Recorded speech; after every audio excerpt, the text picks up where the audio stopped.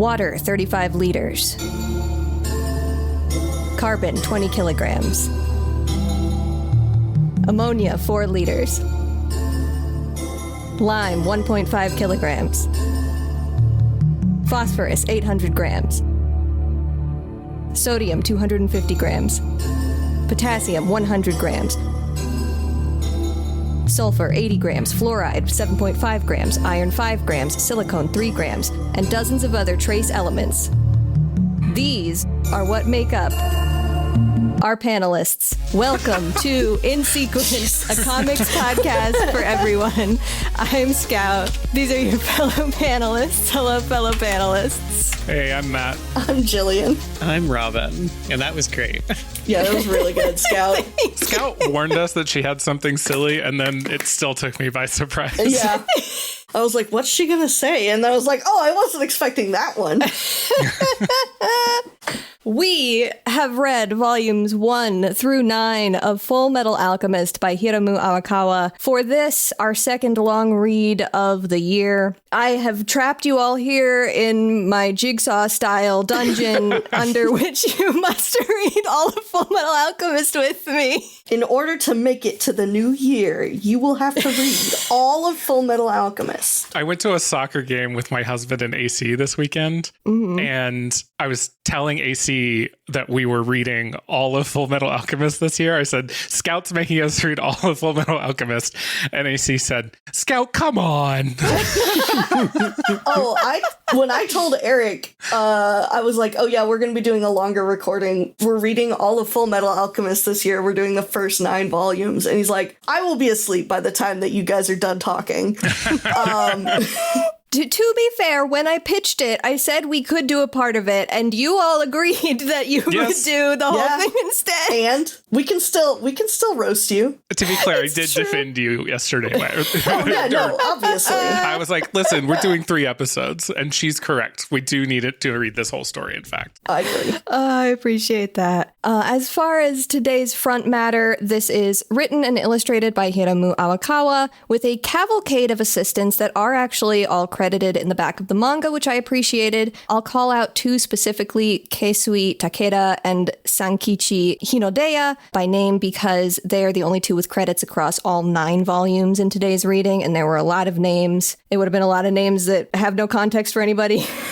This was originally serialized in monthly Shonen Gangan from July 2001 to June 2010. Tankoban, which are like the collected volumes, were published by Square Enix in Japan and Viz Media in the US. The English translation, at least for these 6 volumes, is by Akira Watanabe. And in an unexpected twists, scrolling comics come up in back-to-back episodes because I did discover they are fully reformatting and digitally coloring Fullmetal Alchemist for Webtoon. They've done a Webtoon adaptation of Fullmetal Alchemist, and it began twice weekly publication as of May 2025. I don't know how close it is to being done, but I don't know that I like it. I don't know that I agree with it as far as the reformatting. It's interesting though. But I wanted to bring it up because I was like, whoa.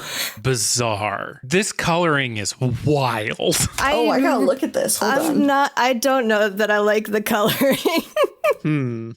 Yeah, I don't know that I ever wanted Fullmetal Alchemist in color. Anyway. No. I mean, we have a perfectly good Fullmetal Alchemist in color already. So. We have a perfectly good Fullmetal Alchemist at home. It's just very strange to see it formatted like this. I don't love the way this looks. The amount of white space, I think, really does not work here. No, I think that this is a great example. It's like the opposite thing of what we talked about last time with the way that Wayne Family Adventures has a particular pacing that is benefited by the big white space that webtoons are prone to. This is the opposite effect happening, where they've tried to take something that's very compact in its original form and spread it out into the webtoon format, and it's just a very strange affect. So weird. But maybe they're trying to bring it to the tweens. Maybe this is so. Maybe this is how the new tweens get it. Fair enough. Find the audience you want. Future scouts. Future for the future scouts. A quick spoiler-free plot summary. Humankind cannot gain anything without first giving something in return. To obtain something of equal value must be lost. The alchemy of Amestris works through this principle of equivalent exchange, and to test the limits of it can have great consequences. So know the Elric brothers, teen alchemical prodigies, who attempted the forbidden ritual of human transmutation and paid the price. Elder brother Edward lost his arm and leg, while younger brother Alphonse was reduced to a disembodied soul bound to a suit of armor. Now the two scour the country for information on the Philosopher's Stone, a legendary catalyst that bypasses equivalent exchange, in the hopes they can use it to restore what they've lost. They do so with funding from grants provided by Edward's occupation as a state alchemist, because the Amestrian military said it's totally above board to accept this child into our human weapon program. Aided by an ever-growing cast of allies and pursued by a mysterious group marked by Ouroboros tattoos, the closer the Elrics get to the truth of the stone, the more deeply they find themselves entangled in other dark truths of their country's past, present, and future. The more they find themselves entangled. They're getting tangled out there. We're getting tangled. To start us off, I would love to discuss everyone's history with this series, if any, and first impressions versus returning impressions, if applicable. Yeah, I watched the original anime in probably around the time it came out. I was 13 or 14, and I really enjoyed it. I even watched the follow-up movie that they made. The Conqueror of Shambhala. Yes, of course. I think I actually remember that movie more than I remember most of the anime.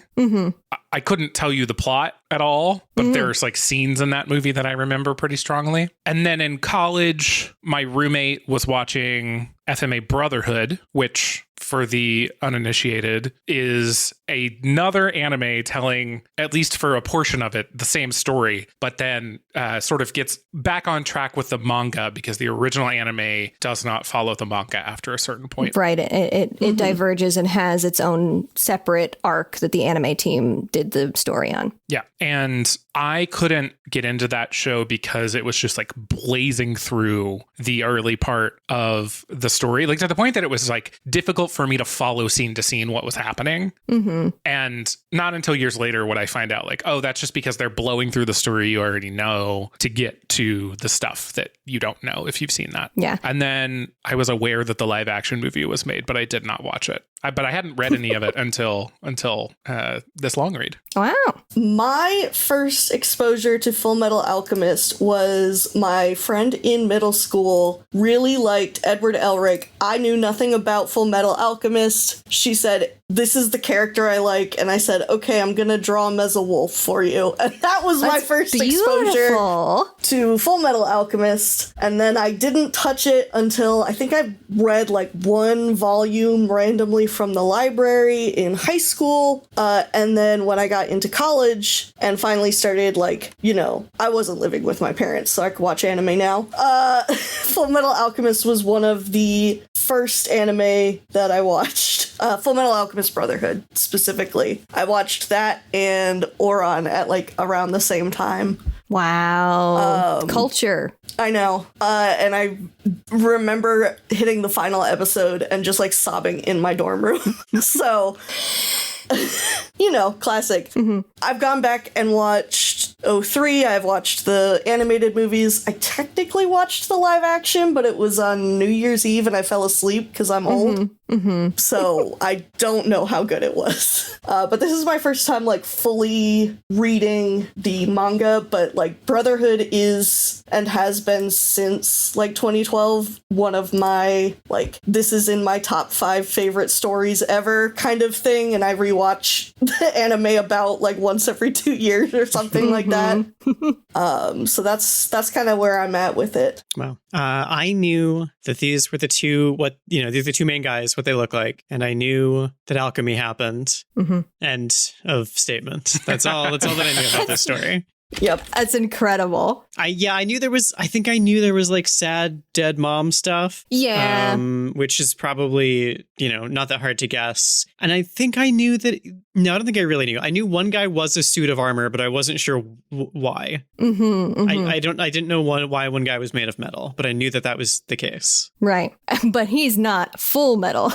No, I was actually very shocked to find that was not the Fullmetal Alchemist, because he is lowercase the Fullmetal Alchemist, but It's so true. Not by title. Mm-hmm. It's very funny. Yeah, the one that is only like roughly 1/5 metal is the Fullmetal one. Mm-hmm. I first discovered Fullmetal Alchemist, I believe it was because my dad, this was in like 2006, my dad knew that I liked anime, like vaguely knew I liked anime, and said, I saw like a magazine article about this one called Fullmetal Alchemist, you should give it a look. And I was set down a path that irrevocably changed me. So my first introduction to it was actually the 2003 anime. Much like Matt, it hooked its claws in me in very specific ways. Moments before we signed on to record the podcast episode, I went and grabbed a notebook from 2008, January 19th, 2008, where I have a thing that is chapter 6 here in handwritten Fullmetal Alchemist fanfic. Oh my god, yes. Amazing. There was a period of time where I wrote like a one-page Fullmetal Alchemist fanfic on a piece of paper, and I folded it up and I just carried it around in my pocket for like weeks, just so that I like had it with me. There's getting so much good Scout lore in this episode. I'm so excited. This is a real Scout lore episode. And ever since then, I've been in and out of like consuming it. At that time, obviously, the series had not come to a manga conclusion, and so I went through a period of finding the later volumes that I hadn't read yet, and like reading them one at a time. And then at some point I fell off of that. And then around the time, I believe, that Brotherhood started, I took the plunge into finishing the manga and really, really latched on then to that story, despite having a lot of ties to that first story as well. The ways in which they are different from each other is so fascinating, but we don't have time to get into that today because I took so many notes just about the manga. It just it stuck with me in such a specific way. It is one of my favorite feats of storytelling as far as particular ways in which Arakawa pulls on things that she introduced a long time ago and makes them relevant again. I specifically am deeply attached. This was my first big fandom ship, was Roy Mustang and Riza Hawkeye. I was obsessed with them. I remain obsessed with them, and I will never be the same. And this just keeps going. Every time I go back and I read it and I think this is going to be the time that I'm like, oh, this is mostly childhood nostalgia. I don't know that it's going to be as good or hit as hard for me. And then every time I read it and I go, no, this fucking owns. This is so for me. Yeah. This is our first shonen adventure manga. So I thought it would be a good idea to open the discussion with a brief rundown of common genre hallmarks and the way FMA both follows and breaks that mold. The two big things that I have written here is the classic shonen adventure world truth that we all must buy into, that these children basically move through the world as adults. They are 14 and 15-year-old boys, but everybody basically treats them like adults. They have full autonomy as adults.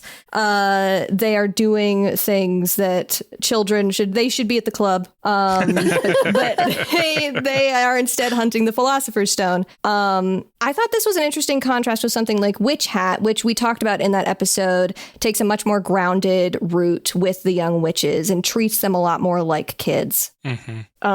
But then conversely, whereas it's very common to see manga structured in arcs of self-contained story beats, this is a place that Fullmetal Alchemist is more structured with these contrasting macro narratives where there's sort of one core chapter, theme is explored and then tied into the overarching plot, and there aren't these delineated sort of zones where you have an extended plot that is self-contained and then you move on from that. Right. Do we have any other sort of thoughts to add add about shonen? I'll say that I am not usually interested in shonen manga. I think in general, like I think it could be really focused on battles. It could be really like adventure heavy. I definitely, when I was the target age for that, was into that kind of thing. But Fullmetal was my first non-Dragon Ball anime. And I really dug that it had a more interesting ongoing story. At the time, I wouldn't have been able to tell you that I still enjoyed it, had that week to week kind of, it's not really monster of the week, but it's like problem of the week kind of like old school TV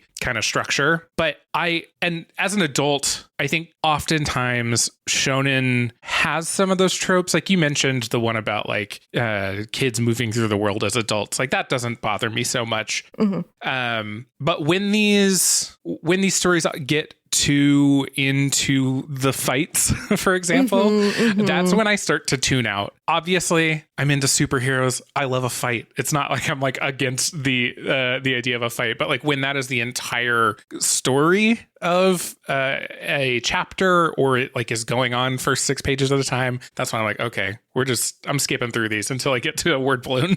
But I think, without saying too much, not getting into spoiler territory, I think that Fullmetal manages to mostly eschew the issues that I have with shonen stories. And I think, despite its need to keep these characters on a treadmill looking for the Philosopher's Stone, I think still manages to make progress and progress relationships in a way that keeps me interested. And I was very concerned about that coming back to it. I was like, was this a thing that I was into because I was a teenager and it's not actually as good as everyone says? And, I'm interested to see as we read more, because this is one of 3 episodes. But I think so far I am still into it and eager to see how things resolve. Hell yeah.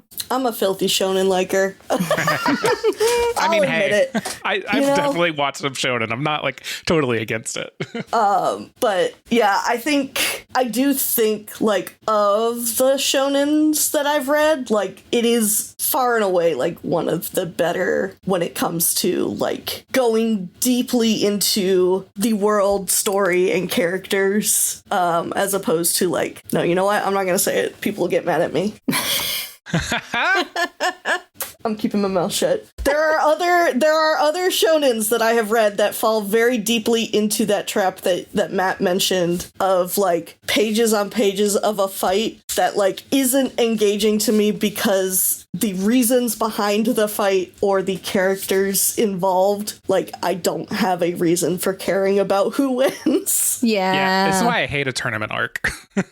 Yeah, this is the first like shonen thing I've engaged with. I know it's kind of like a loose marketing category, so it sort of depends. Yeah, there's a lot. Like shonen is a very broad category. Yeah. But I think you could easily call this the first shonen thing I've read. And I think it's very funny, the like kids acting as adults thing. Like I basically didn't even clock that, because that's such just a common thing in like kids stories, where it's just like, if you had to be home by dinner time, we couldn't tell this story, so you're just gonna basically be like an autonomous person. Yeah. But yeah, I don't know. I don't really love a fight either. I did skip through a lot of pages, especially in like the last volume was basically a wash for me. There's some big fights in there, yeah. But one thing that I did appreciate about this was, I think it was at the very first volume, in the author's like, there's like a little note at the beginning where she draws like a little self-portrait and is kind of just says like a thing about what's going to happen. And she compares this to like a B movie kind of, where it's just like sort of gonzo and off the wall and bizarre. And so like having no familiarity with shonen, but having a lot of familiarity with like trash midnight movies, that really kind of helped ground me, because in the moments where it sounds like I enjoyed this a lot less than like everybody else, but in the moments where it was going off the rails in a way that I was like starting to find not that engaging, I could start looking at it through the lens of weird cult movie. And it would start getting a little more interesting again, because I was like, oh, this does feel like a story beat that you would have. Like, it does feel bizarre in that way, that like that intention kind of helped ground me in what, what was being depicted in the comic, in a way that I was like, if I was expecting it to be realistic or grounded in any other way, I would be like, that's a little much. But yeah, I don't know. I suspect I would like most other shonen manga less than this, if that positions me anywhere. Knowing your taste, I think that's probably right. Yeah. And you're definitely the person who I was the most worried of, like, I'm worried Robin's not going to have a good time with this, and I feel bad asking her to read so much of it if she's not having a good time. The first couple volumes, I was like, okay, Scout. No, I was never like, I don't want to read this. But the first couple volumes, I was like, there's like hardly even a panel for me. But then there's some stuff toward the middle of this run that I really enjoyed, and I'll be excited to talk about when we get there. But yeah, that's Shonen Thoughts.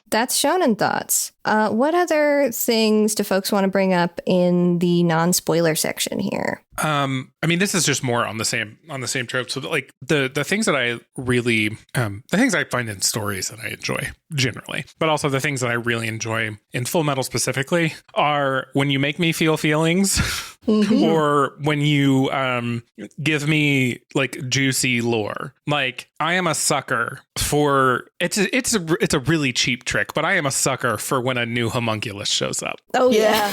Like the second that's spoiler territory, but like the second one of my favorites shows up, I'm like, my god damn it. I can't imagine like reading this for the first time and just being like, now who the fuck is this? Yeah.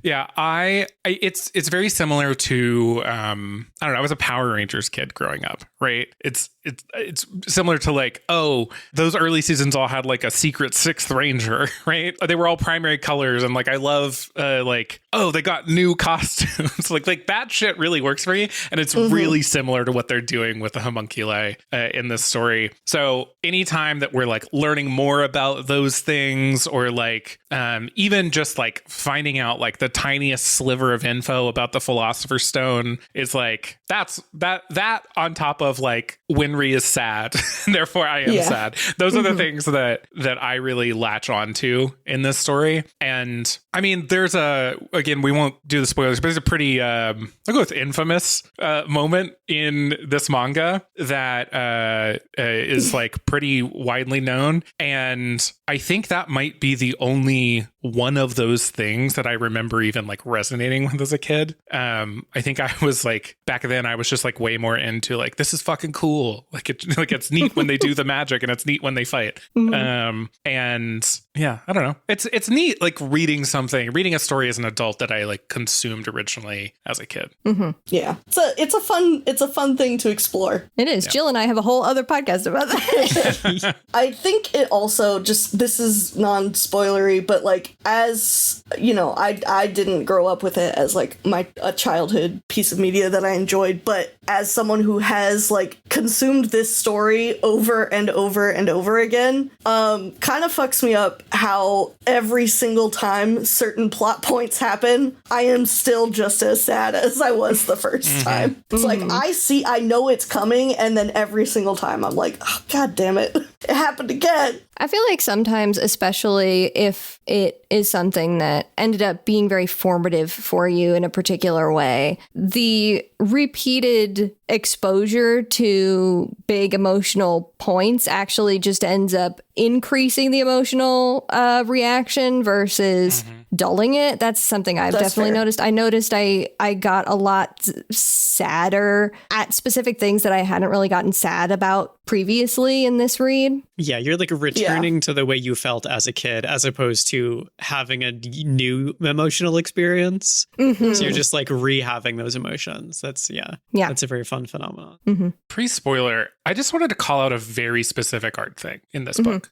There's a lot of loss of limbs in this book. Sure is. And I could not get over. And, you know, this might be one of those cases where I say this thing and then both Scout and Jill give me a strange look. But I could not get over how digital it always looks when pieces of a body are being ripped off or are disintegrating for various reasons. Like, A, it just looks fucking neat. It just like looks really cool. But two, like, what a way to show that, right? Yeah. It's like a really cool. Like it's not even clever because it's not it's not trying to be realistic necessarily, right? Right. But it's just like, it's something I just like would not have thought of as a way to represent that kind of thing. Yeah, you're totally right that it has this digital quality and that it is so square, so straight edged. I think that it comes specifically from the way that we see matter transformed by the alchemy, because a lot of times after something has been like freshly transformed from alchemy, there are these similar sort of rectangular protrusions on it.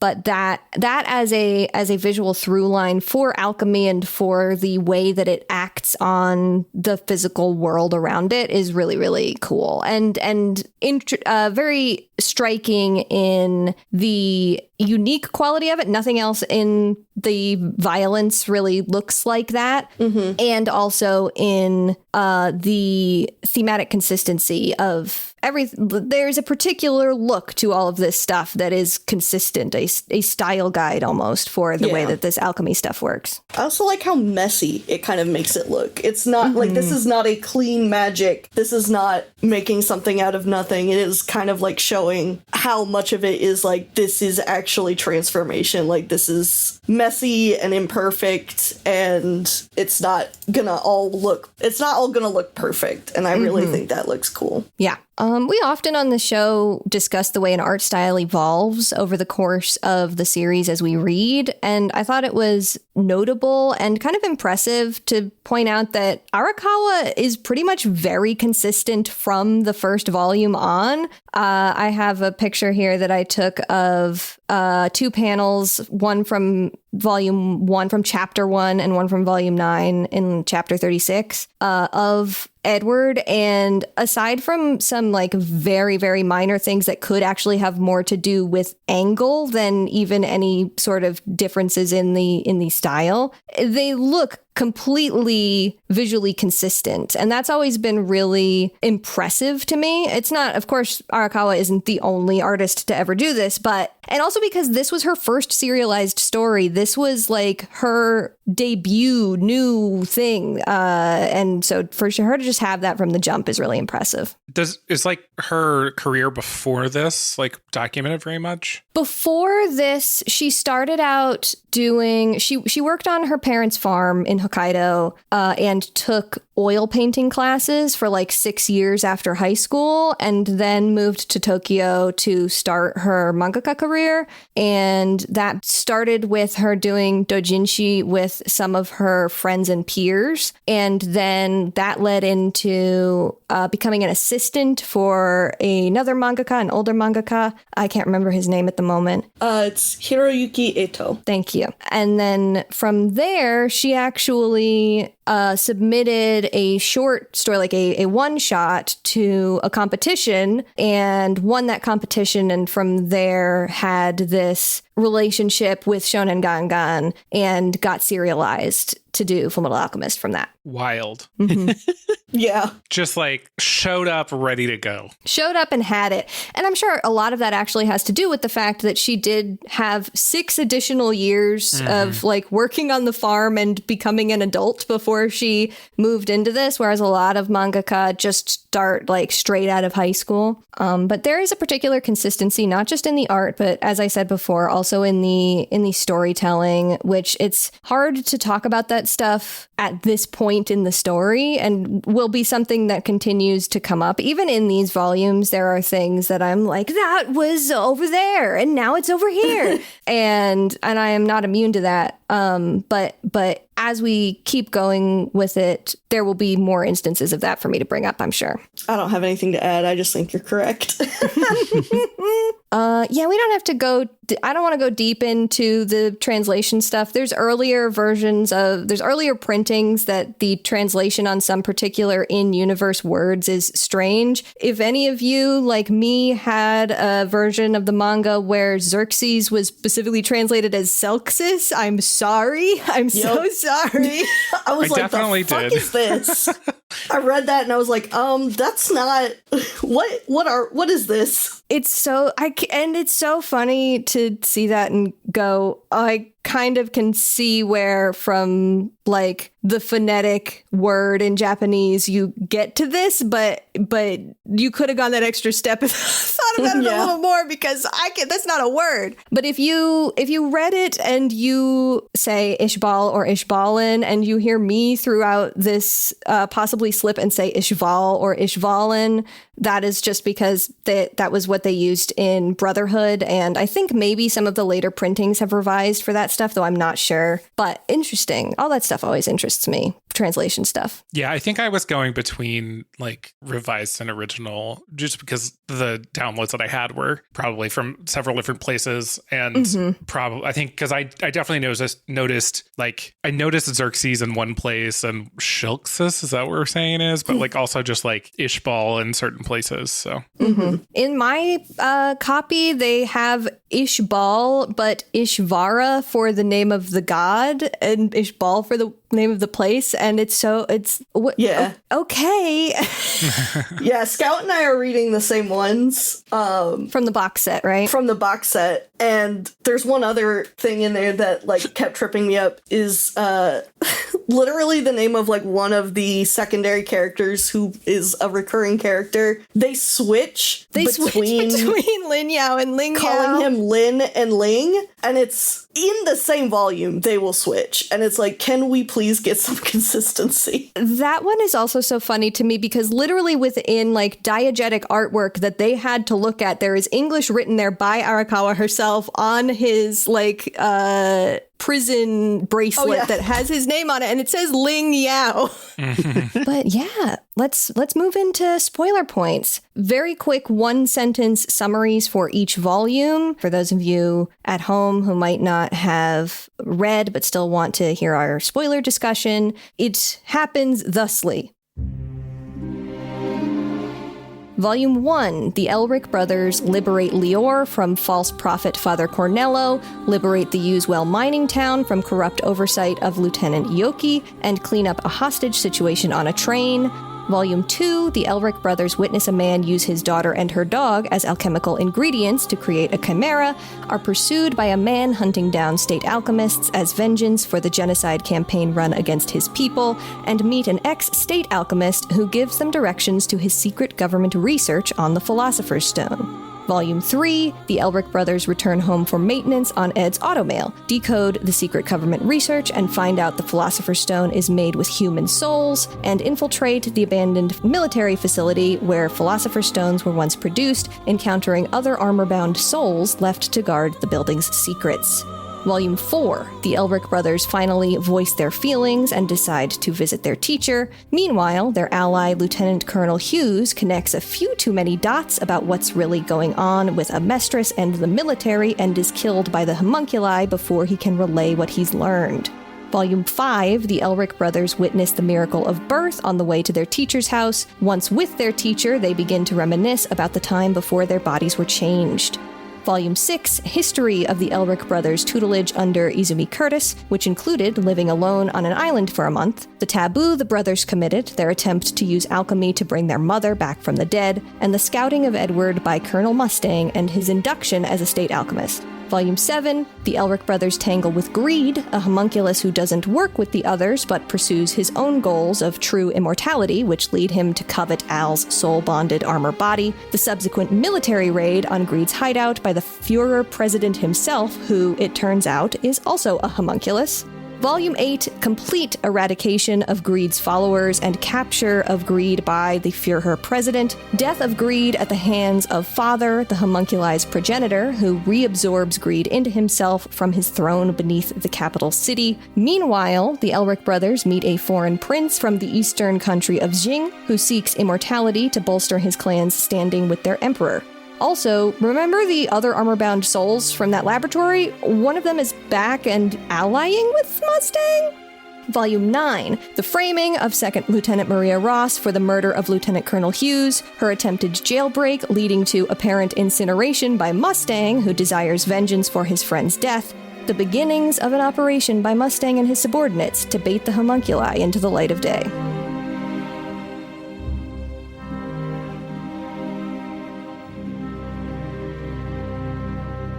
It's truly crazy how much shit happens in these 9 volumes. Truly. And how much shit there is to come. It's wild. We are immediately off to the races with science versus religion, exploitation of the masses for power, abuse of knowledge, consequence of arrogance. It's chapter 1, man. We got... Arakawa said, I'm not going to give you guys the time to breathe. I'm starting off strong, and if you don't like it, then get off the ride. Arakawa said, I know what this story is about, and I'm telling you. Yeah, I remember, again, the anime, like the anime diverges pretty heavily, pretty quickly, but it like really diverges around, I looked it up, it's around chapter 25 is when it really starts to diverge. But a lot of the first couple of volumes is almost identical. And it was weird reading panels that were like beat for beat the anime that I remembered. But 2, I was not picking up on so much as a kid. Like 1, I was deep in evangelical land like back then. And so while I understood that this was like, this had like themes of like corrupt governments and corrupt religions and stuff like that, like I couldn't process those in a way that would actually lead me to like what Arakawa was saying about those things.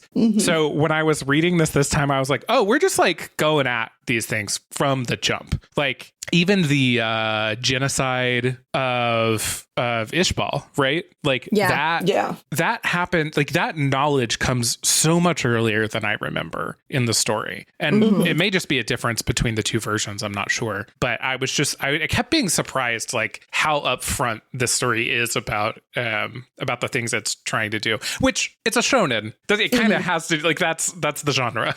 Yeah. No, I was particularly struck like reading this. Volume 1, what is it? They're like 4 chapters. Yeah. 4 chapters for a single volume. And you immediately are like, okay, here is everything about Ed and Al and their feelings and how they view the world and how they approach things. And it is done in such a like rapid fire but natural way, I would say. Like it doesn't feel like she's just like, ah, yes, this is Ed and he has these issues and these viewpoints. It is very much like that is being used as part of the storytelling. And I think it's done really well. And also crazy how quick that comes. Ed also gets a chance to be very dramatic with his little Icarus monologue.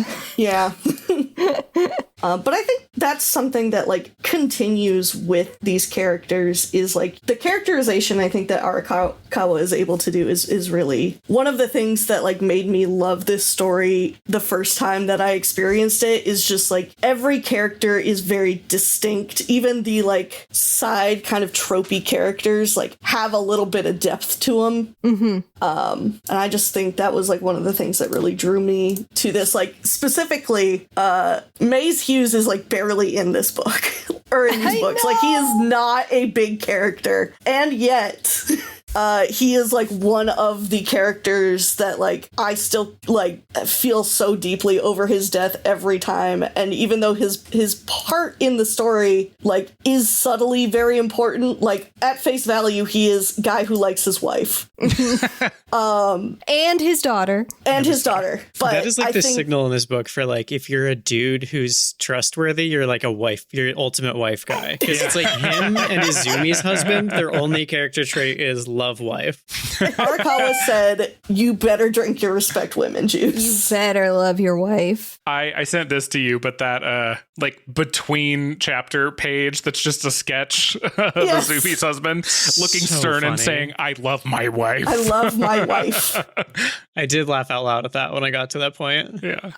There's so many good little gags with Sig being this big, huge, frightening man, but actually being the softest softie to ever soft. Armstrong does it too. Yeah, Armstrong does it too. Character. I did like in the first volume, I think the thing that stuck out me the most as far as like characterization stuff was just Edward being willing to be kind of a little shit. Like when they get to the mining town, and there's that military, Lieutenant Yoki, who's sort of like scamming everyone out of their wages and all this stuff. He like pulls a trick basically to free the town from him. He like makes sort of almost like a false contract in order to get the deed, and then gives the deed to the miners. And I did like that it was like he's not like he doesn't want to be like a good guy all the time. Like he's very willing to be amoral and cheat this dude out of his deeds because that guy was being an asshole. And I did really like that, where it's not just like I don't know, a lot of like stories for younger people especially can feel very didactic of like you have to be heroic and trustworthy and whatever, and it's just like, no, this guy sucks, and so we're gonna scam him out of all of his money. I really like that as a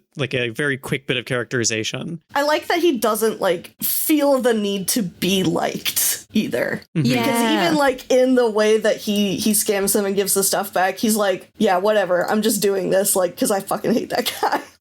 Right. That guy it's not even like he gets kicked out and he's like, oh, this sucks. Oh well, I'm still gonna do what I'm gonna do because it's what I think is the right thing to do. Yeah. Like he's not like, I must address the plight of these miners. He's like, that guy in particular is a dick, and so I'm gonna screw him over.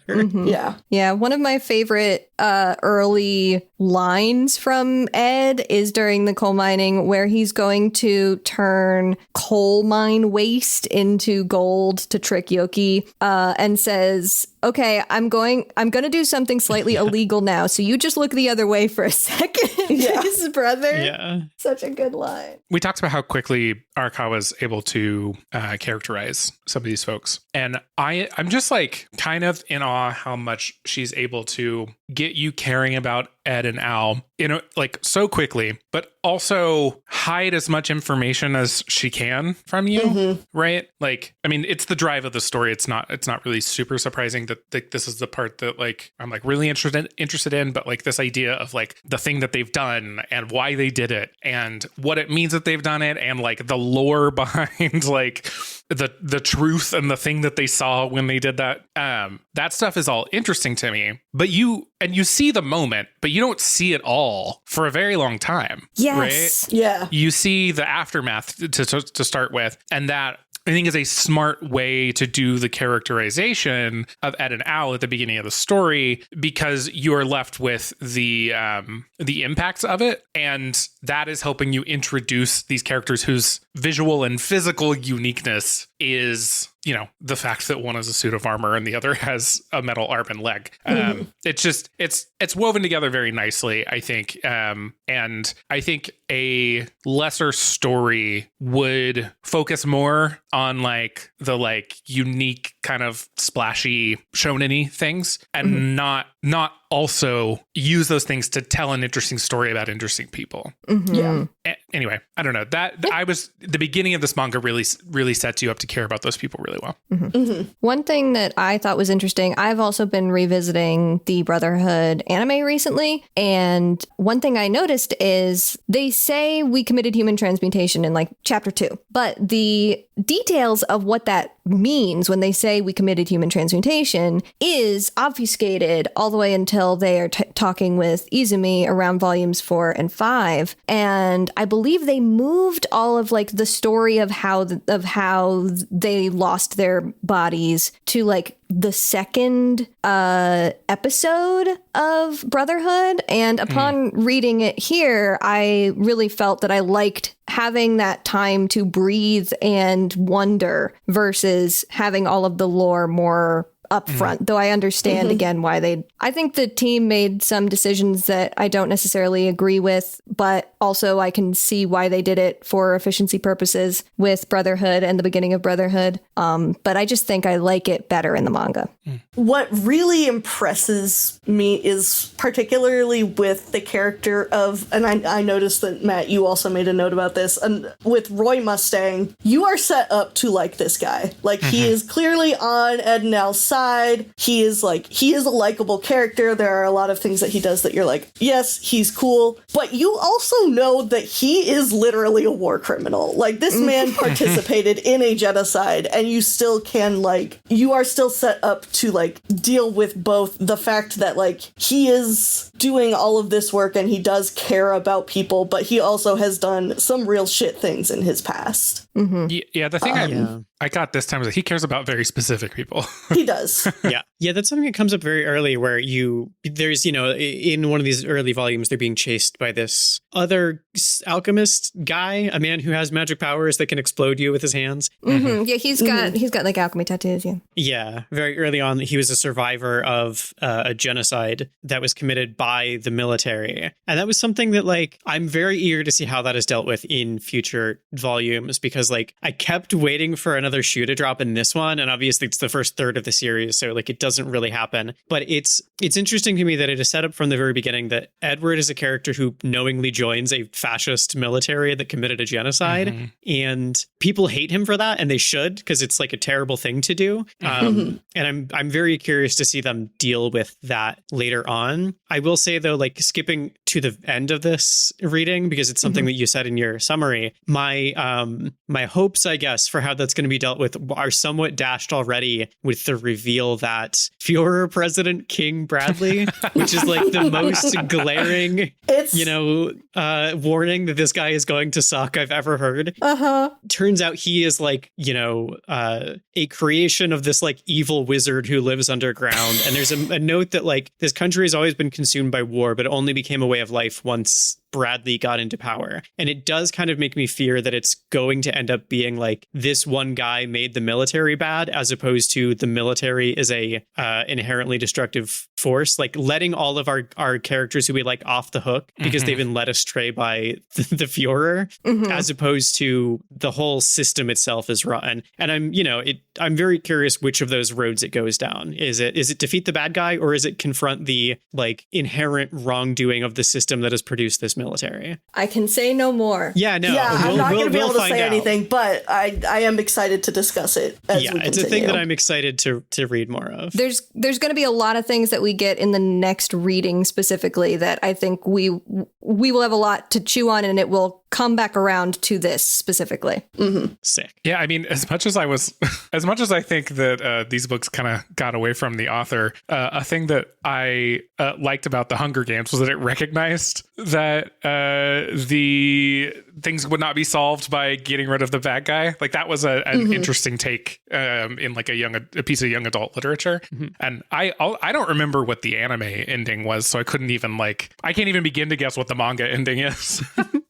The 2003 anime ending. The 2003 anime ending is a decision that was made that I did not care for, but I know the 03 anime's got shooters out here, so I'm not gonna hate. Respect to the people who prefer 2003. I think there's interesting things going on in the 2003 anime. I don't want to spoil the ending of the 2003 anime, but it's fine. Choices were made. Choices were made. Hitler is there. Oh. Yeah, we'll say that much. Well, I do remember that part. I do remember that part. Yeah. Okay. Bradley is there, and Hitler separately is there. Notably, Hitler is not in the main Fullmetal Alchemist storyline. Not in the main series, only in Conqueror of Shambhala, yeah. And Hitler doesn't appear in the manga. Yeah. Spoiler. Spoiler, there's no Hitler. Spoiler alert, Hitler is not here. Hitler's not here. They don't... He's in the Conqueror of Shambhala, and he's in Persona 2. Yeah, so that's, we'll say that much as to why I don't necessarily care for the ending of 03. Yeah. I'm also eager to see, for the same reason, Robin. I am, like, the thing I find myself thinking while I'm reading these is, like, are we gonna land this particular plane? Yeah. I had a lot of those thoughts. It's a big plane to land. It's a heavy plane. It's a big plane to land. That's a Boeing 747. And they gotta land that thing. I put in my notes that I only remember a few things from the story that I knew. And all of these are here in the book. So one, the door. Hell yeah. I don't remember, again, I don't know if this was in the 03 anime differently, but I was surprised how quickly we see the door. I had forgotten how quickly the door shows up. Yeah. I'm going to be honest. And I'm somebody, like, and I think the last time I rewatched Brotherhood was like, I don't know, a year or two ago. Yeah. But like, I always forget how quickly the door shows up. Yeah. So it's the door, the month on the island for training, and then Tucker and Nina, which is a story that so deeply hurt me as a person that it was difficult to read it in this book. I mean, my fun fact is half of my Brotherhood rewatches stop because we get to the Tucker and Nina episode and we're like, actually, I think I want to watch something happy. It's crazy that is one chapter, and yet Shao Tucker is consistently listed as public enemy #1 on like any fan worst dads in anime and media list. It's truly unbelievable how much this singular chapter of this manga that then has been adapted multiple times, but like, and I think maybe in 2003 it was a whole 2 episodes instead of 1 chapter, right? This shaped a generation of weeps. There is no, you can't you can't say the word brother in front of a weeb and have them be okay. I mean, shit, AJ pulled that on us in our questions. But the thing that got me even more than the actual reveal moment where Edward is in front of this chimera and realizes that it is the child and the dog that he was playing with the day before and it's been turned into this creature is later the man-hunting state alchemists, who's known only as Scar, comes and, as part of his quest for vengeance, kills Sho Tucker and does it in front of Nina, who at this point has been transformed into like this creature that can only speak in these broken sentences. But there is this moment where she starts to cry over the body of her father, and it just exemplifies how she's still in there and how she still knows what's happening around her, and it's so fucked. Yeah. It's fucked. I feel like a monster because this didn't really do it land for me. I think it's the speed of it. It is 1 chapter, and it's just this like the way that it's done is like as soon as you meet this little girl, she's just like this sweet little cherub who's just like, you're my brothers, and I was just like, oh, this girl's doomed. Like something's gonna happen. Like, it's just so nothing has ever been teed up more for things to go bad. I get conceptually it's like extremely fucked up, and the image of her as the chimera is like, ooh, yeah, I can see how this would have a big effect on you reading it younger. But for me, this was one of the big like B movie moments for me where I was just like, it seems very like schlocky kind of.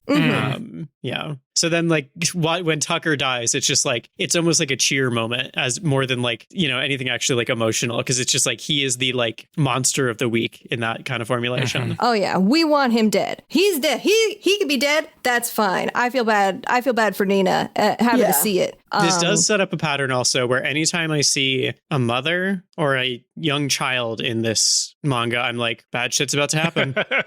This can't end well. Unfortunately, Ed and Al's mom do have the standard shonen anime mother side ponytail. The side pony. That's all you know. That's all you need to know. Terminal side ponytail.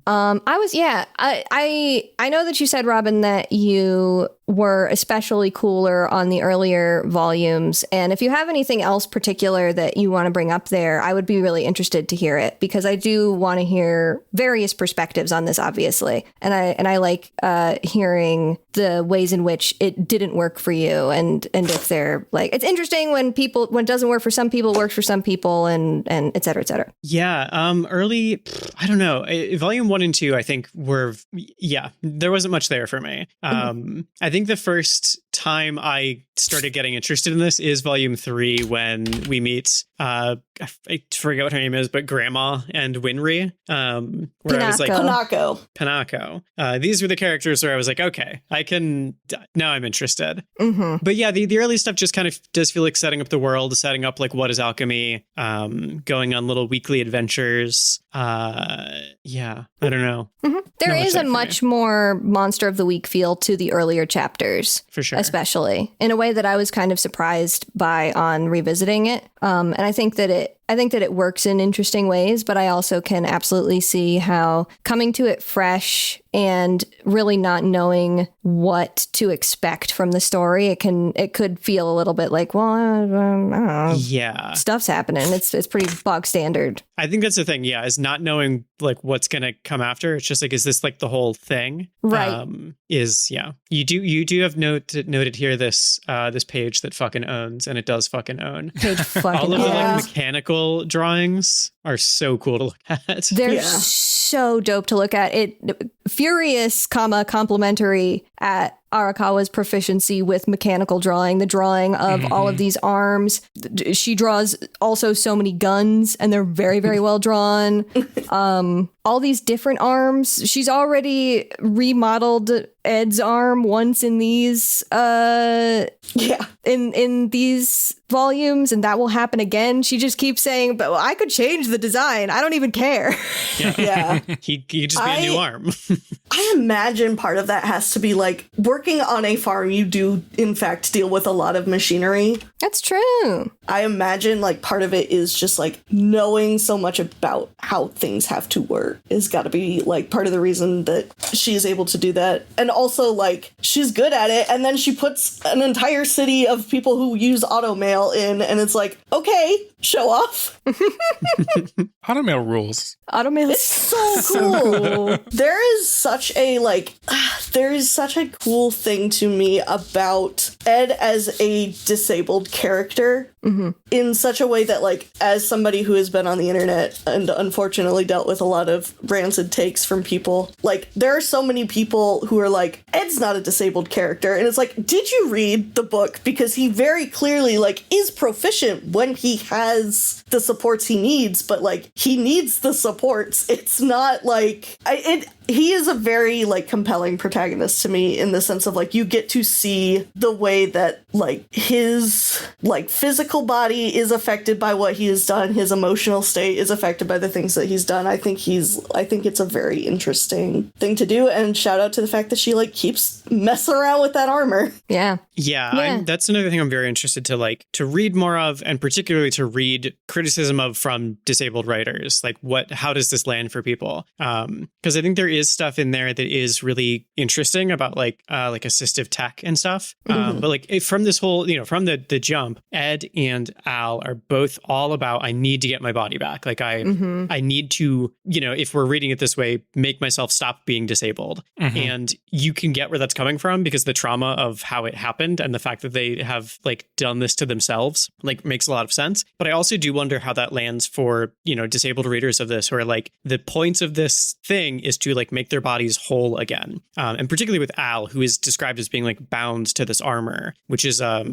just feels very reminiscent to me to a way, like a trap that a lot of able-bodied writers can fall into, describing assistive tech as a problem when it is actually a solution, particularly like using the term like wheelchair bound, which is a very not good term to use. Whereas if you're reading from like disabled people who use that stuff, it's like, no, the chair is like what allows me to get around. It is not, I'm not stuck here. This is giving me freedom. And that's something that does get touched on in volume 5 when they're in that automail city. You meet I forget her name. Panina? Panina, yes. This is why I could not remember Panako, because I was remembering Panina. The two Ps. The two Ps. Yes. Where you learn that she has an automail leg. And there's a part where they're discussing it and like, how does she feel about having this, like having to use this automail and stuff. And she says, these legs gave me back my will to live. They gave me the freedom to go places in life. They gave me a future. Where it is like, that feels like a really good,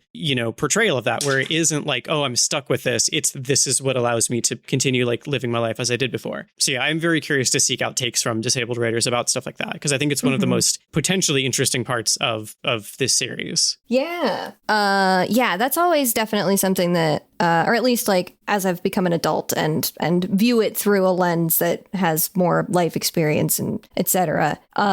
Is something that I think about a lot with it, is that juxtaposition of the story is inherently tied up with disability on account of automail, which is a disability aid on top of being like a cool, sick steampunk thing that's in the story. And the way that butts up against, like, I think you could also say, and I think it's why it's good to get things like the Panina chapter, where we see these other perspectives, because there is a very one-track perspective with Ed and Al of, I want to get rid of this thing. Mm-hmm. And like you said, that is primarily tied to the trauma of the event that happened to them, the fact that they feel as though it is sort of a problem of their own invention that they want changed. But then that the optics on that can be tough, or can feel isolating from the standpoint of disability if it's not handled with a strong brush. Mm-hmm. I think even without the disability frame on it, I am curious to know if this story moves towards a place of acceptance, or at least like reshapes those desires in some ways, because it feels like it already is, mm-hmm. right? Like they talk a lot about Al's body specifically, and there's even a moment where I was like, oh, Al doesn't actually want this. Like he's going with this, at least it felt like, because Ed wants it. Mm-hmm. And that's not to say like Al wouldn't like to have the body that he had or something like that. But it's like he is not as gung-ho about this mission as his brother is. And it's almost their relationship that is the thing that he cares more about than actually returning to his body. Yeah. I mean, that quest to get Al's body back feels so driven by Edward's guilt at being the one who caused it to be taken away, absolutely. as opposed to Al being like, I need this. Mm-hmm. It's very funny also there are like multiple times in this book where having the automail arm, mm-hmm. saves Edward's life so mm-hmm. often that it's just like, are you sure you don't want to have this anymore? Because you are constantly using this to like deflect, mm-hmm. swords and whatever. Yeah, or like ripping it off to use as a decoy. Yeah, like a little gecko. Yeah, I think a lot of what their driving force is primarily Ed feeling guilty for like being the older brother and pushing your younger brother into doing something that basically removed his ability to physically age, mm-hmm. And also like live as a human. Because there are several moments where, like, particularly when it comes to like Al wanting to connect like with other people over food, like with the apple pie and with stew that Panako makes, like he's very focused on like, oh, I wish I could like enjoy this thing that somebody else is doing for me. Mm-hmm. He has his list of foods that he wants to eat when he can taste again. Yeah. Whereas with Ed, it is so clearly like, I did a bad thing and I'm doing this for him, and me getting my body back is just the icing on the cake. Like mm-hmm. it is very much about him helping his brother, it feels. Yeah, and in that way, this is more their character dynamics, but it's almost a mm-hmm. selfish desire on Edward's part. Absolutely. There's a note in here about Rush Valley feeling superfluous, and I think it working better this time, but I just want to agree with previous Scout that I do think a lot of the Rush Valley stuff felt superfluous to me. Maybe with the exception of Panina, I found her specifically and some mm-hmm. of the things, but like as much as I liked the art in those sections, I was like, okay, I don't know why we've stopped here. I don't know that I like gained much from that section. It's only like 2 or 3 chapters, but I think as Scout, you put in a note, like it kind of brings forward the like whole childbirth, motherhood stuff, which is kind of like something that starts to be peppered in a lot more into the story. So it feels very much like set up for things that haven't entirely paid off yet. Yeah, the the beginning, before we get introduced to Izumi Curtis and Sig Curtis, we get this story about a child being born. And that feels to me like really the thing that in the past, I've been like, why do we have this whole baby thing happening? But now I'm like, oh, we have a baby thing happening because we're about to get to, the woman who tried to bring her stillborn child back to life. Like, that's why the baby thing is Arakawa saying, hey, baby stuff is going on.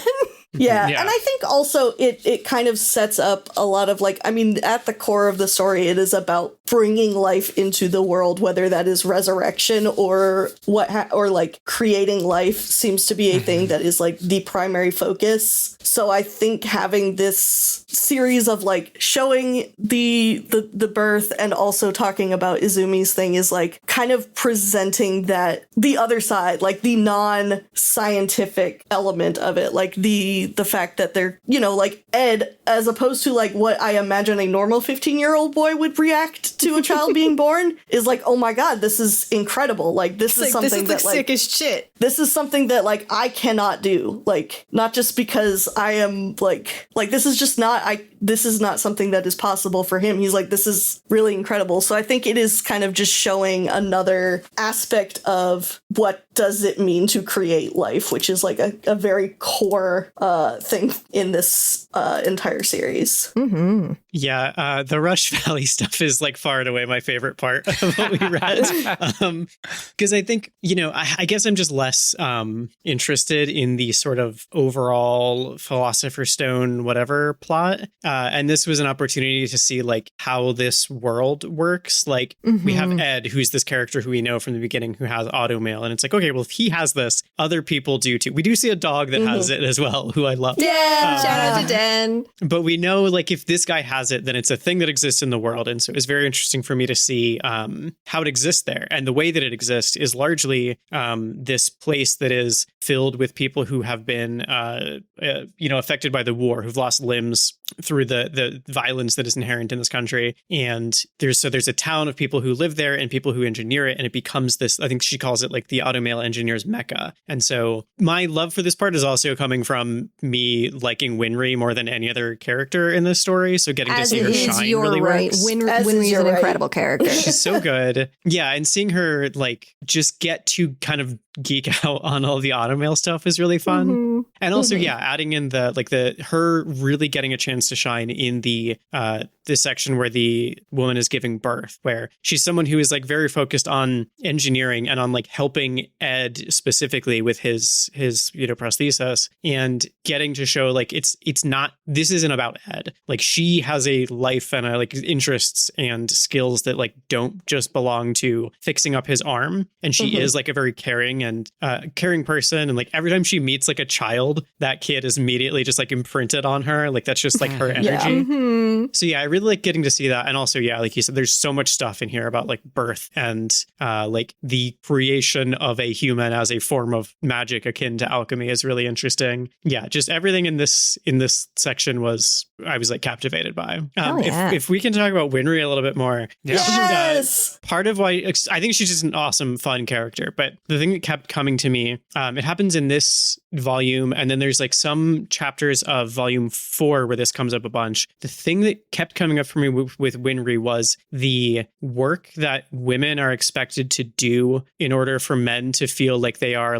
strong and independent, where you have Ed and Al burn down their house when they leave home. And after that point, Kanako has to take them in because they don't have a house left. And so for Edward and Alphonse, they feel I can't go back. I've erased my past. I have to keep going forward. But in truth, it just falls to this woman to take them in so they don't die on the streets. Mm-hmm. And then there's Ed, who's constantly breaking his, automail arm and having to go back to Winry, who he does not really give her the credit she deserves. He's not terrible at her or anything, but he's just Winry will fix it, whatever. Mm-hmm. And so there's all this labor that's going on behind the scenes that allows them to have their little quest that is not really being thanked. And that really happens in volume 4. There is a conversation that she has with Hughes where she is talking to him about how like Edward and Alphonse, they don't like tell me what's going on with them. They like hide all of their emotions. And he is like, that's just how men are. They like have to hide their feelings. And he frames it as this like brave thing to like be emotionally stunted and make all of your problems everyone else's problems. And I was like, oh, that's a fucked up thing to just leave hanging. And then like the next chapter is Winry like beating the shit out of Alphonse until he has a conversation with Edward. And that's the correct thing to do. It's her being like, no, this actually is extremely toxic. And if you want to solve these problems, you have to talk about them like you're adults who respect each other. And it's just it's another there's a part there where she's crying and Edward says something like, why are you crying? And she says, I have to do it because you never do. And that's where that thing is like so forward, where it's like, you refuse to do this work. And so I have to do it for you. And you won't even like acknowledge that. All of that stuff. I'm so into all of that stuff around her. Yeah. And I really like that she pushes back against it. Totally. Yeah. She straight up like sort of does a call back at Hughes as like, she's like, safe. Yeah. Sometimes you got to talk about it. Talk, dude. Yeah. She's great. And I will say, like, one of the things that is nice, like, going forward is, like, you do see that conversation did, like, resonate with the boys, and they do start, like, they don't kind of always keep her in the dark. I mean, obviously there are things that they have to, but the way that the relationship between her and Ed and Al kind of develops is really nice to see. Like, they don't just continue to, like, always take advantage of... take advantage sounds bad, they're kids. But like they do kind of like recognize the things that they need to start appreciating about. Ed especially stops taking both her and Pinako for granted, I would say, a little bit more. Yeah. I love that also when you go back and see her again at is Rush Valley where they are, or is that a different? Yeah, she stays in Rush Valley. Yeah, she stays on as an apprentice in Rush Valley. Yeah, and when they go back and see her, she like has formed this relationship with Pinanya and with her mentor. Like, she gets to have her own thing, which just really makes me want the spin-off of like the Winry spin-off, the adventures of Auto Male Mechanic Winry.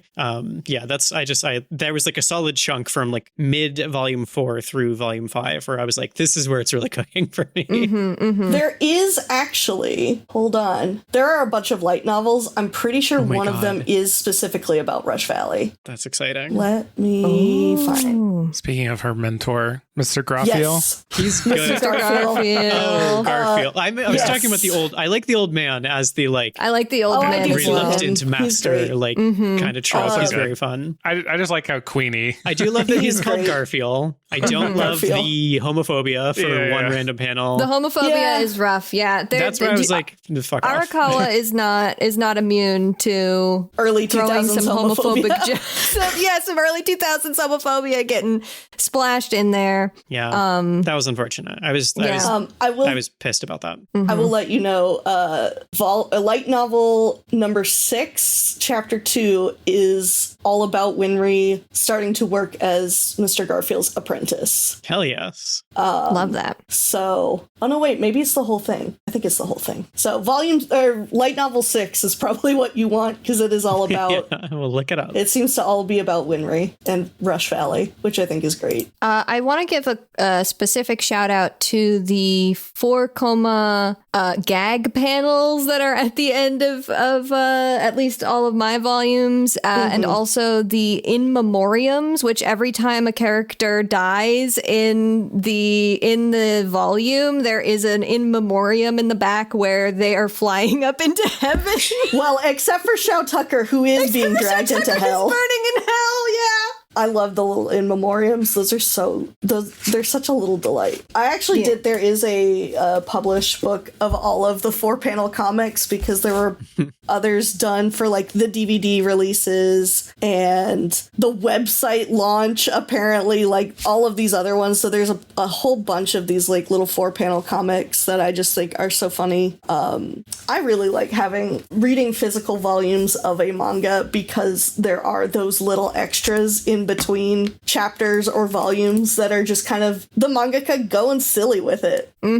Another thing I wanted to say, actually, sort of in relation to that Winry stuff and Mr. Hughes there's another part of that where Al and Ed do go, like, they go up on the roof of the hospital, and they have their little spar, because they gotta do that first. But it's one of my favorite early examples here of the moments when I think Arakawa has a good sense of when to let things hang and pull back on dialogue, and that she has this confidence to communicate things through the image and like trust the reader to understand the implicit meanings behind sparser dialogue. And this is specifically, I'm thinking about how there is sort of this whole lead up into Ed actually talking to Al about, like, how could you think that you are a fake thing that I made?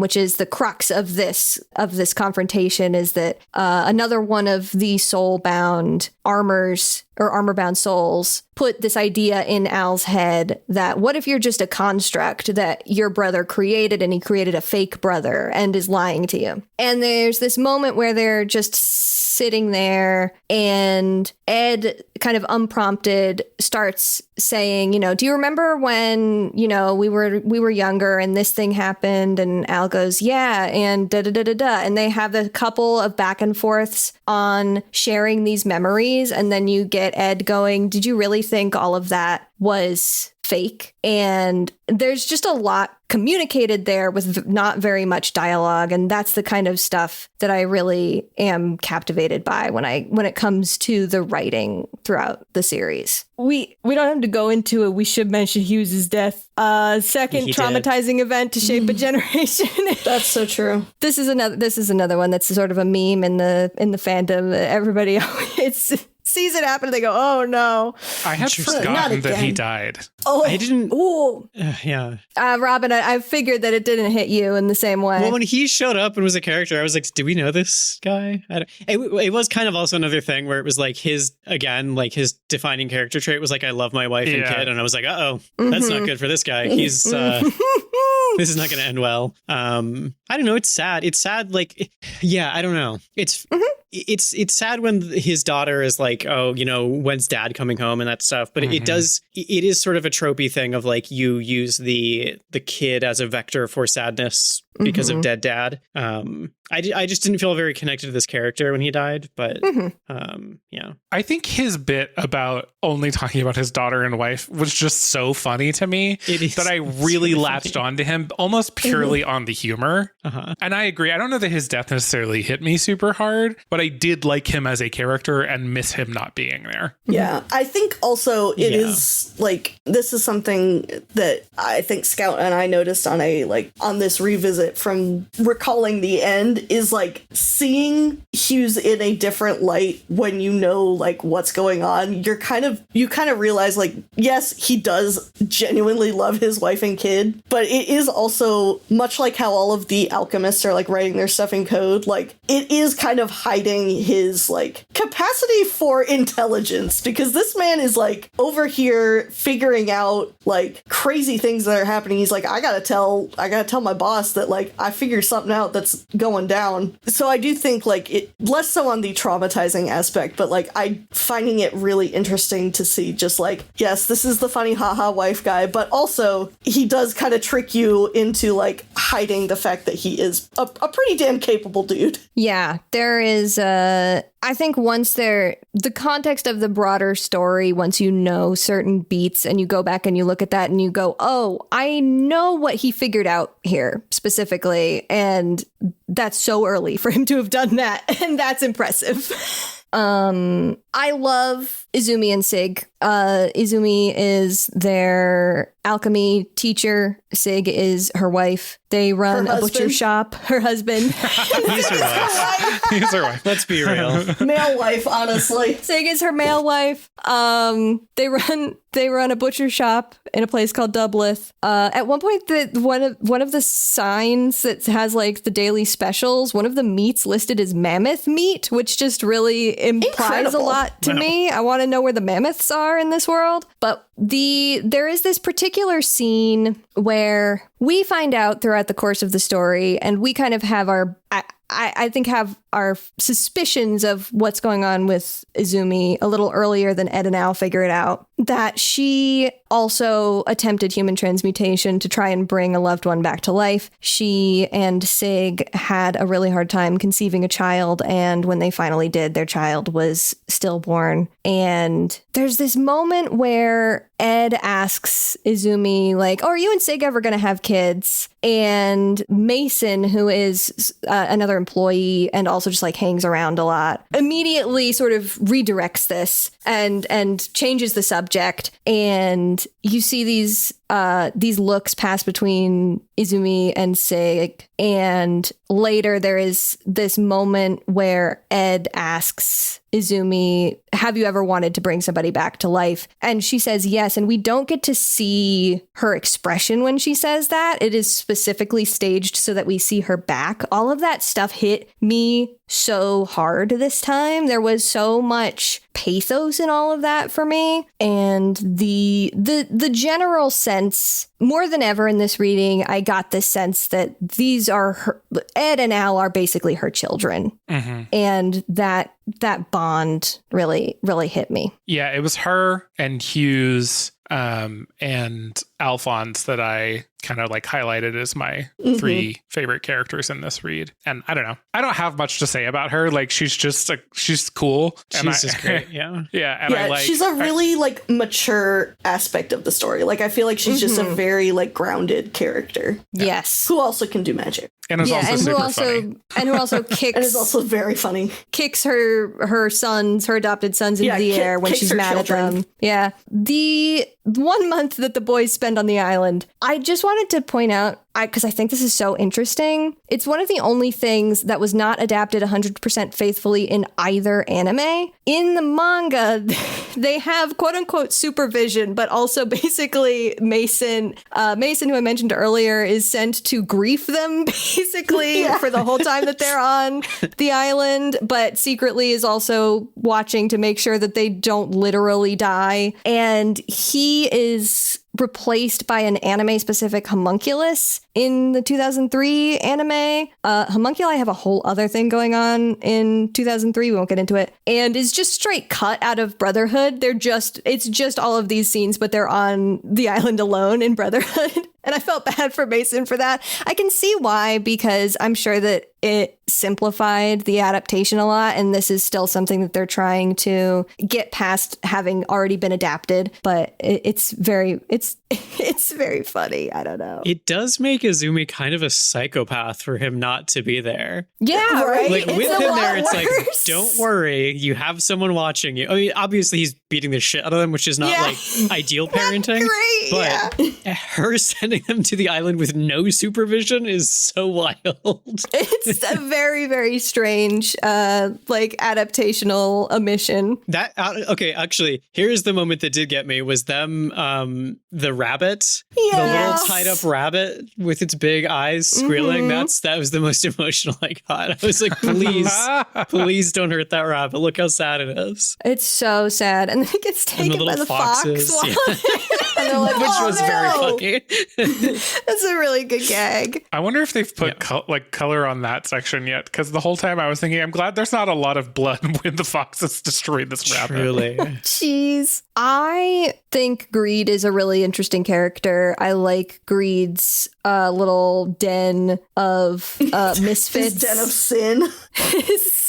His aisle of misfit toys that he's collected. There's resonance in here that I don't know if maybe I missed it, but I'm surprised that there wasn't a line drawn more clearly between Nina and these people that Greed has sort of recruited into his posse, who are humans that have been altered into a type of chimera via like animal DNA that has been introduced to them. And they are like, on paper, that's the same thing that happened to Nina and Alexander, but they are living a totally different life. I like this stuff also because it begins to all of the ways that the military is behind all of this stuff, the ways that we get sort of deeper and deeper down this rabbit hole of what the military is doing excites me. It's exciting to get a little deeper into that particular story stuff. And I know we were talking, Robin and Matt specifically were talking about not really having much as far as like an emotional reaction to a fight scene. I vary with that, but the fight scenes in FMA really work for me.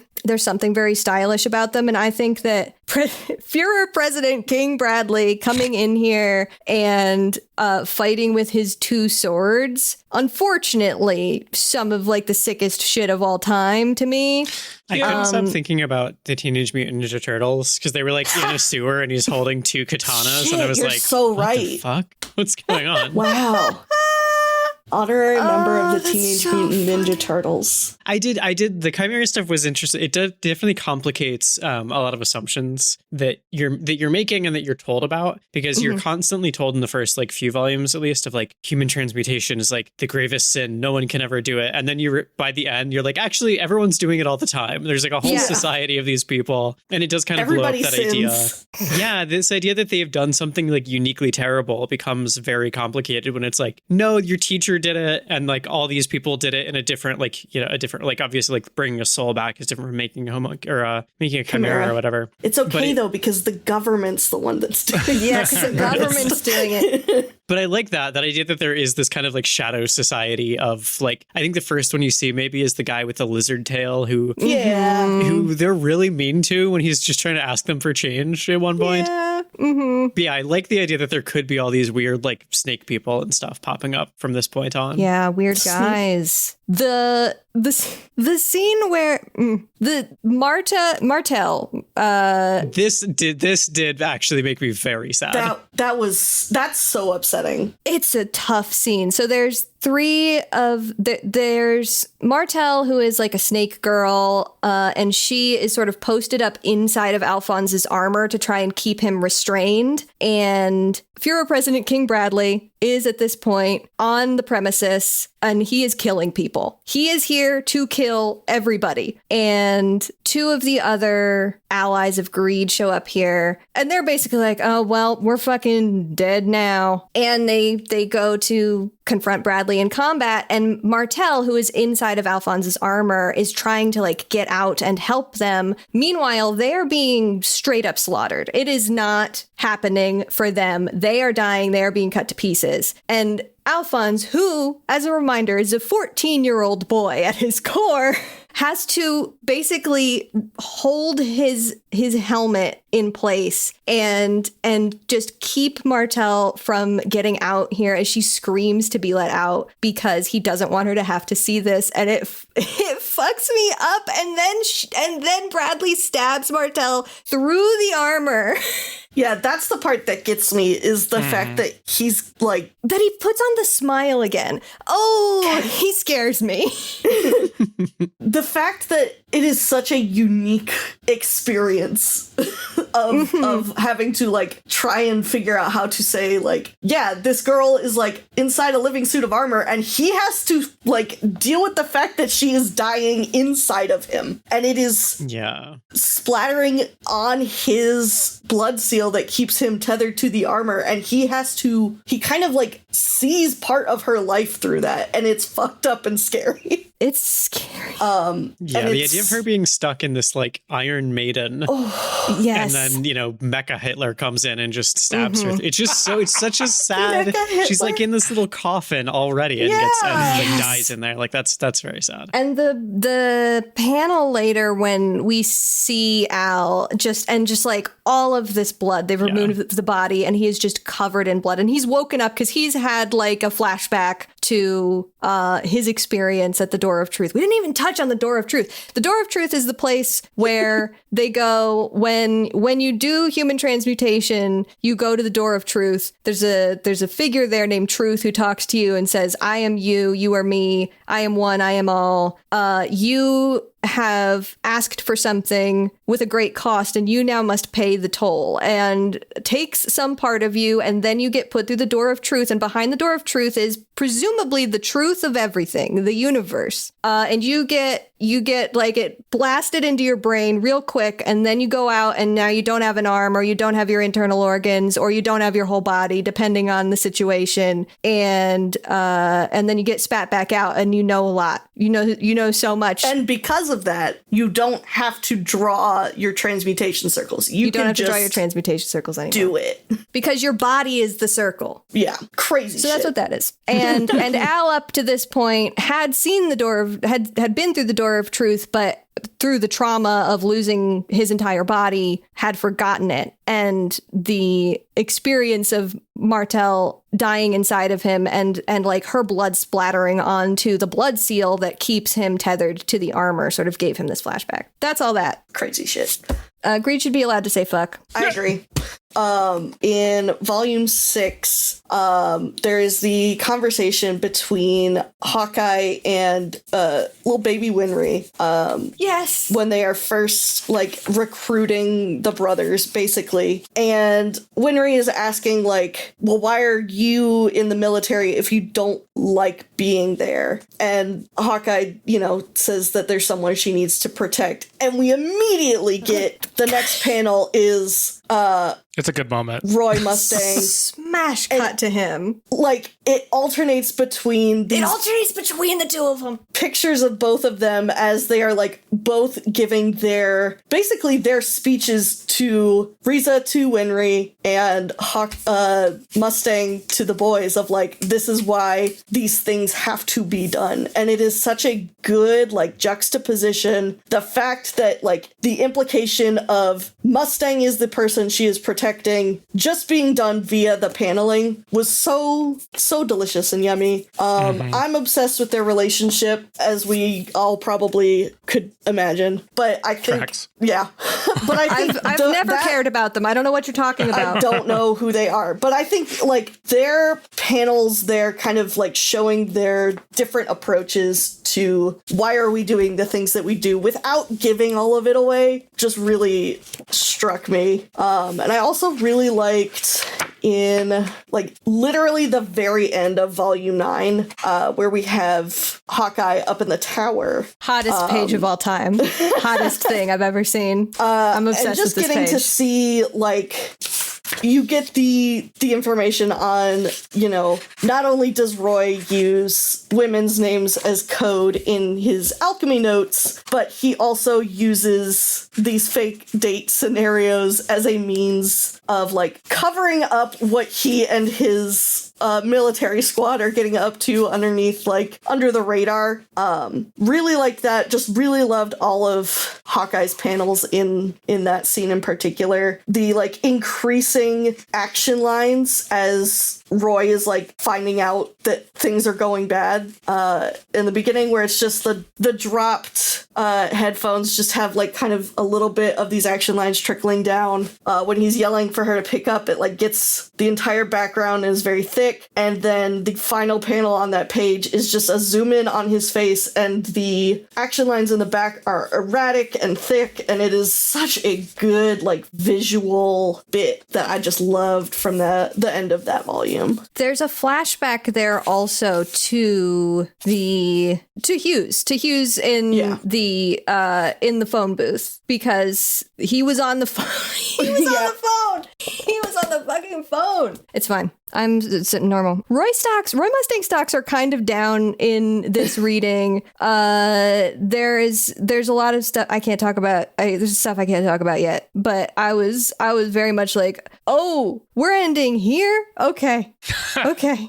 Yeah, he did kind of absolutely demolish somebody, huh? Yeah. Yeah, the stonks are down. Can you imagine being a reader in time? I would be, and having to wait so long for trying to figure out what the heck, if that's going to resolve into anything else. That's me. I would be freaking out. I'm living it. I don't know what happens. You're living it right now. I mean, I'm past the parts that I remember anything. So Hell yeah. Yeah. No, I just mean, like, No, we he just could killed go. an innocent woman. It's fine.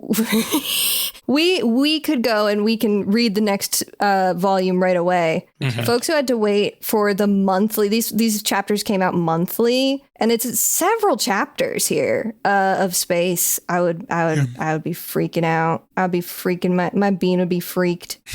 There's one more Bradley thing I want to point out. One is in an earlier volume, he has this whole sort of monologue where he's like, nobody in the military can be trusted. And at that moment, you think he's talking about nobody else in the military can be trusted other than the people that are in this room right now. And he's talking to the Elrics and he's talking to Major Armstrong. And then you get this reveal as he comes into the Devil's Nest where Greed and his cronies are and just takes them out, that he is a homunculus himself. And I just think it's such a cheeky little thing that he says nobody in the military can be trusted, and he means himself.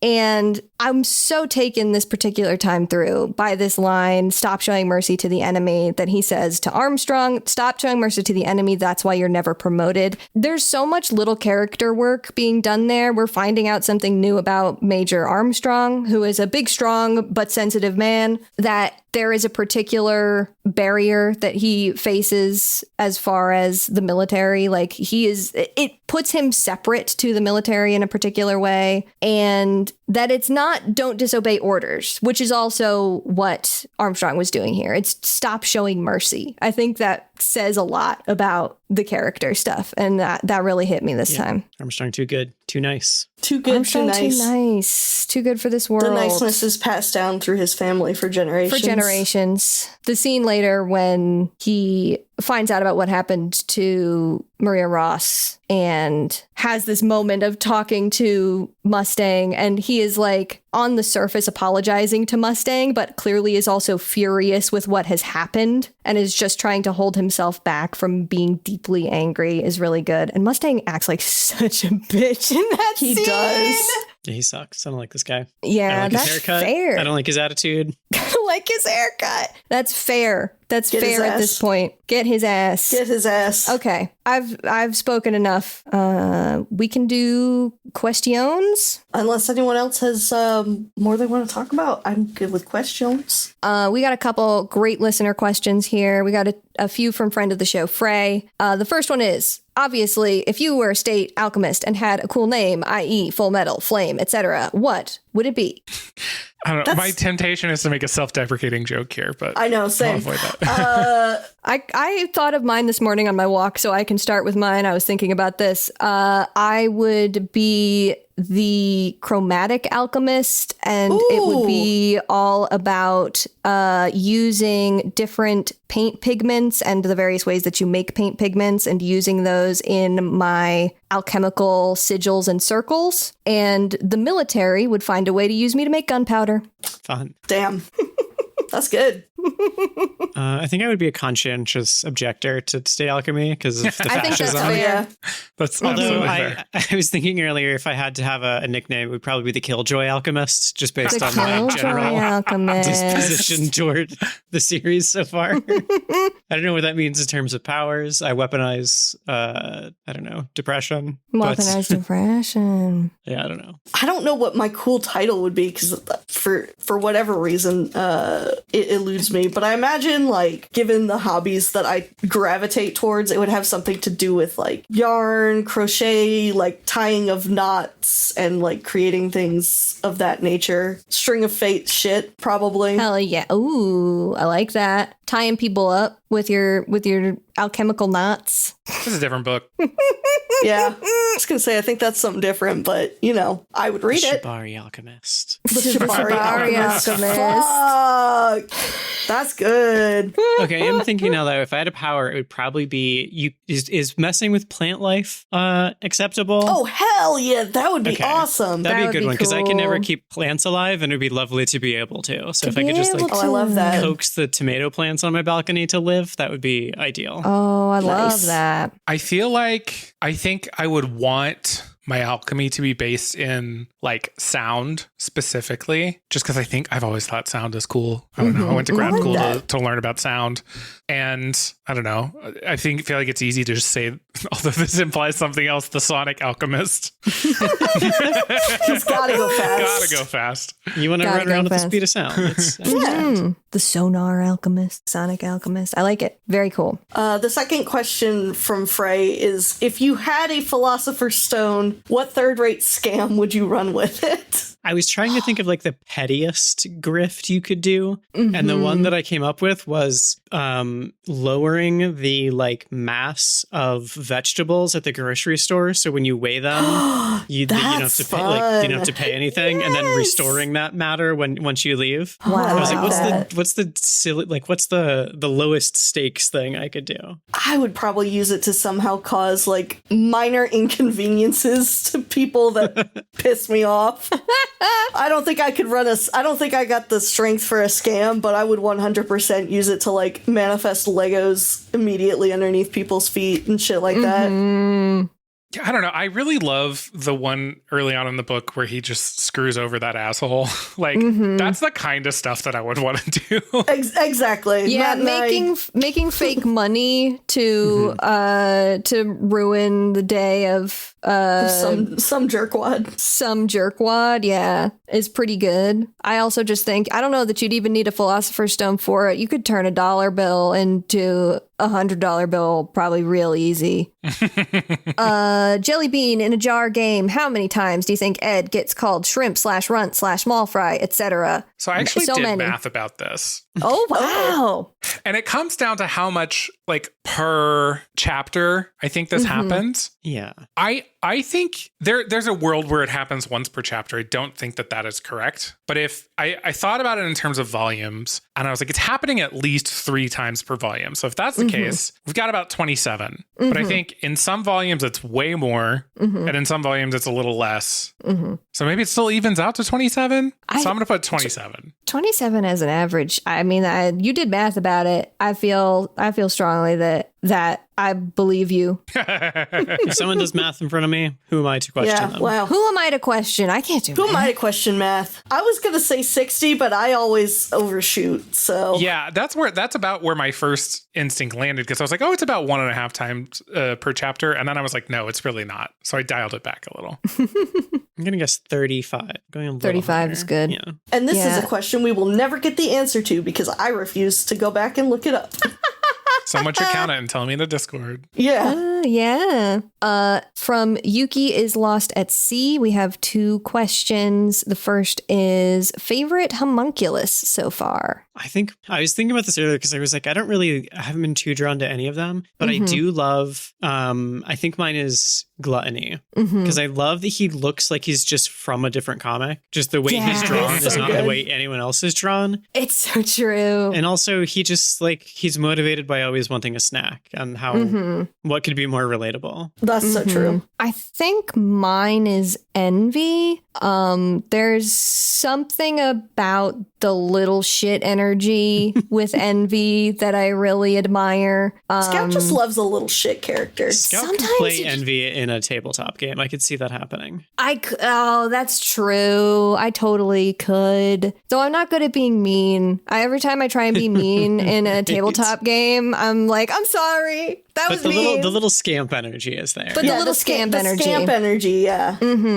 There's also a moment during the abandoned laboratory section where Envy like kicks Ed in the stomach, and I just think there's something about that that's really cool. Like the way that they do it is really cool. Envy also has the most non-binary energy of all of them. And so I just think that's cool. It also sounds like Envy. Yeah, and that's so true. Do I have a favorite? I'm not sure. I really like Greed, and I really like Lust. I don't know that I have a favorite though. I think those are the 2 that like interest me the most. I think I think Greed's really fun. Greed, at this point in the story, I would say my favorite is probably Envy or Lust, simply because of like what they have done so far. that will change. That scene where Lust goes and threatens Dr. Marco is another one that's fucking sick to me. I think that's I really love the scene where she just like stabs her long fingernails through the blood seal on the guy. I think hardcore. That was they're hardcore when they when they just do like cool sick shit. I'm not immune to it. Yeah. And then the second question from Yuki is Lost at Sea is, do you have a favorite running gag? Hugh's daughter's birthday. Oh. Yes.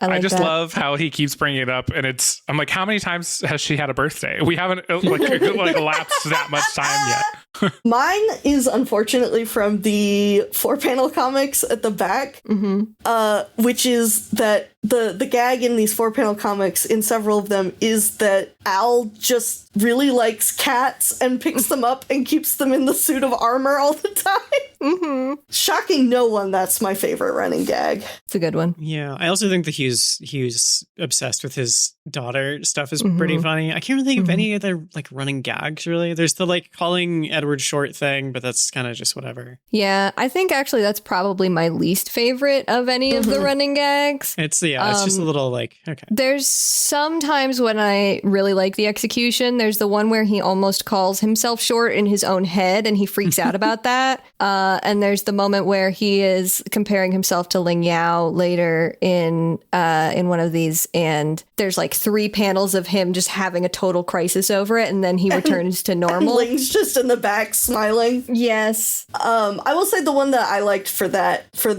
particular gag is where I think it's Winry like says his height, but he holds up a dot in front of the speech bubble so that you can't see what it is. It's really good. Really good. Oh, I had one earlier and I've forgotten it. It's killing me.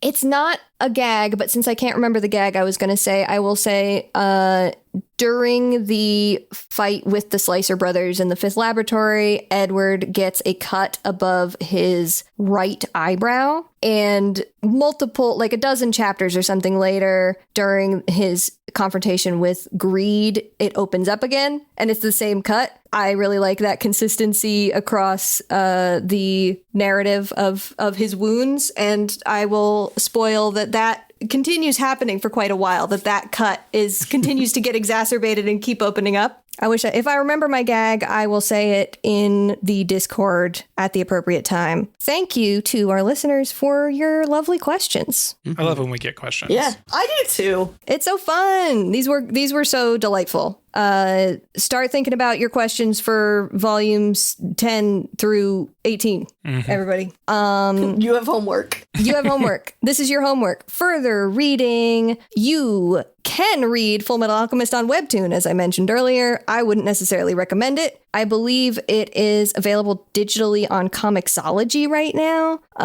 And check with your local library or comics shop to grab the series volume by volume. This should be an easy get from your local library, I would wager. So give that a check. If you would like to see more from Hiromu Arakawa, you can look towards Silver Spoon and Demons of the Shadow Realm. Silver Spoon is like a slice of life farm comic, I believe, and Demons of the Shadow Realm is sort of a bombastic fantasy adventure in the way that Fullmetal is, but with a lot more roots in Japanese culture and folklore instead of being European inspired, and it's very fun. I really like it. Sorry, I just laughed at my own reaction to you saying it's a slice of like life farm comic, and I went, ooh. I've heard really good things about Silver Spoon. I've heard really good things about Silver Spoon. I have the first volume. I've been meaning to read it. Man, Robin, you're gonna love Hiroyasumi when we get to it. Very excited. Just like alchemy, demons, whatever. Give me a comic about horses. You know, I get it. And if you liked Fullmetal Alchemist volumes 1 through 9, have I got great news for you. There's 18 more of these guys, and we'll be back with more later in the year. That we will. Panelists, do you have any other similar sort of genre works to recommend? I don't. At the moment, everything is escaping me. Yeah, I couldn't think of anything particular, but if I do... You know I'm going to suggest something once we get to the later recordings. I will recommend watching the Brotherhood anime. I think it's really good. Brotherhood is really good. I might recommend, I think that there's a lot of interesting parallels between this and Witch Hat Atelier, which we have also read. Yeah, that for was the podcast. I definitely felt that. I was like, oh, this Witch Hat Atelier almost feels like a successor to some of the ideas that Fullmetal is exploring. It's not. It's obviously not trying to do the exact same thing, but it is exploring access to power in the same way that Witch Hat was, and even some of the disability stuff that we talked about. You know, we've had very similar conversations and talked about that book. Yeah, I think like writing and tone is very different in Witch Hat, but I think thematically there are through lines there. Going on to the back matter, In Sequence is a member of The Worst Garbage. You can find us at theworstgarbage.online. My lovely fellow panelists, anything to plug today? I'll just tell people go to youtube.com/@flowstatekrit. You can find me at plottwist.card.co. You can follow me on Blue Sky, Robin Bombas. Nothing special to plug. You can find me on Blue Sky and Tumblr at HumbleGoat and see the art that I do, including our podcast cover art at scoutwilkinson.myportfolio.com. Thank you for listening. We will see you in 2 weeks when we will be reading the first 3 volumes of the manga Hirayasumi by Keigo Shinzo. Until then, support your local library and comic shop, and careful not to commit the ultimate sin. It's so important to do that. You really got to make sure. Yeah, it's so hard not to commit the ultimate taboo. It's so hard not to commit the ultimate taboo, but you got to watch out for that stuff, or you're going to lose your arm, your leg, or maybe your whole body. And definitely your mom. And definitely your mom. Never mind, also going in. And that's the episode.